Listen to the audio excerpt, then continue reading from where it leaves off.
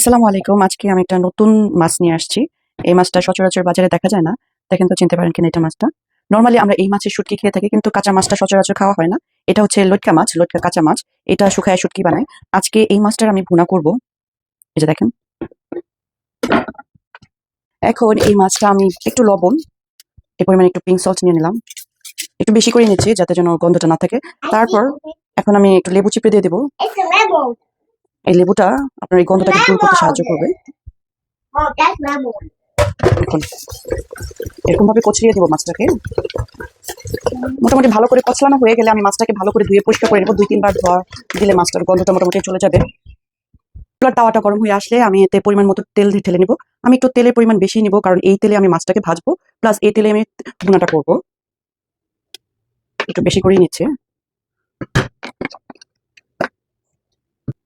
তেলটা গরম হয়ে আসলে আমি এর মধ্যে হলুদ, মরিচ এবং লবণ দিয়ে মাছটাকে ভালো করে মেখে নিয়েছি। এখন এই গরম তেলে আমি এগুলো মাছগুলোকে ছেড়ে দেবো। একটু ফাঁকা ফাঁকা করে দেবো যাতে মানে আমাকে উল্টাতে সুবিধা হয়।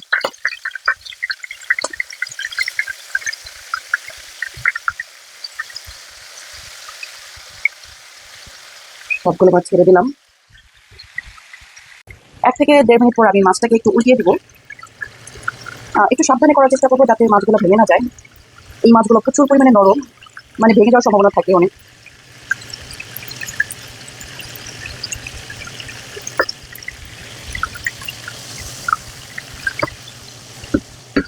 আরো 1 থেকে 1.5 মিনিটের মতো অপেক্ষা করবো। মাছ ভাজা হয়ে গেছে প্রায়। এখন এই মাছগুলো আমি তুলে নিব।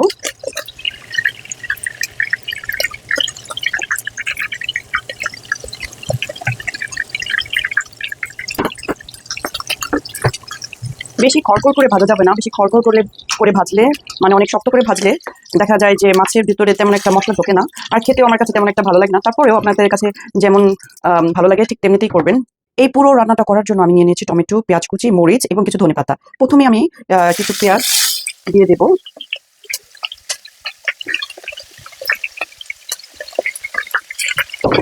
এখন এই পেঁয়াজটা মোটামুটি 2 থেকে 3 মিনিটের মতো একটু ব্রাউন করে ভেজে নেব। এখন এই পর্যায়ে ব্যবহার করব একটু আদা রসুন বাটা। পরিমাণ মতো দিতে হবে।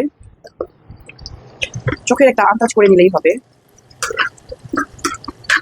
আমি একটু অপেক্ষা করবো যাতে আদা রসুন বাটাটাই একটু কষে। বাটা মরিচের গুঁড়ো দিয়ে দিচ্ছি। একটু ঝালটা বেশি দেবো কারণ শুটকি মাছে লটকা মাছের ভুনাতে যদি একটু ঝাল না হয় খেতে তেমন একটা ভালো লাগে না। একটু হলুদের গুঁড়া,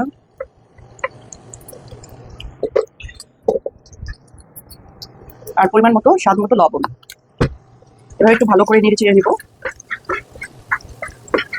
এখন আমি এর মধ্যে পানি না দিয়ে দেবো টমেটো। একটু টমেটো দিয়ে দিলাম।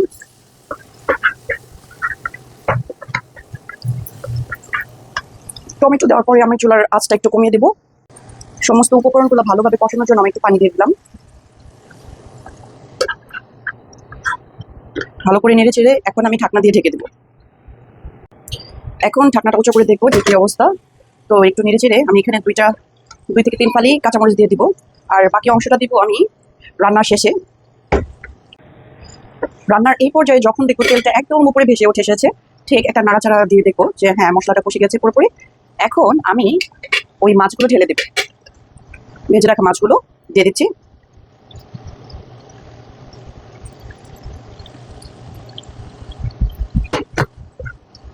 এখন আমি মাছগুলো একটু নেড়ে চেড়ে আবার একটু ঢাকনা দিয়ে ঢেকে দেবো।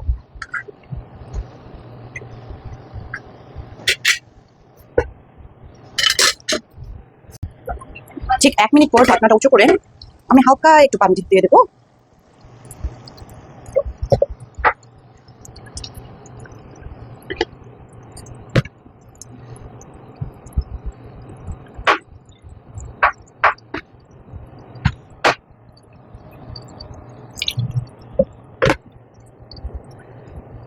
এভাবে ঝাঁকিয়ে নিচ্ছি, তা না হলে মাছগুলো ভেঙে যাওয়ার সম্ভাবনা আছে। আমি আবারও 2-3 ফালি কাঁচামরিচ এবং ধনেপাতা দিয়ে দিচ্ছি।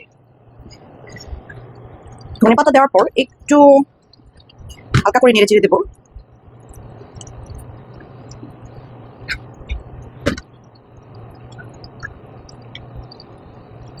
এখন আমি আবার ঢাকনা দিয়ে ঢেকে দেবো যাতে পুরো স্মেলটা এর ভিতরে ছড়িয়ে পড়ে। এখন আমি ঢাকনাটা উঠিয়ে দিলাম। এই তো ব্যাস হয়ে গেল লইট্টা মাছের ভুনা। দেখেন কতটা সুন্দর, কতটা ফ্লেভারফুল হয়েছে। আপনারাও ট্রাই করবেন।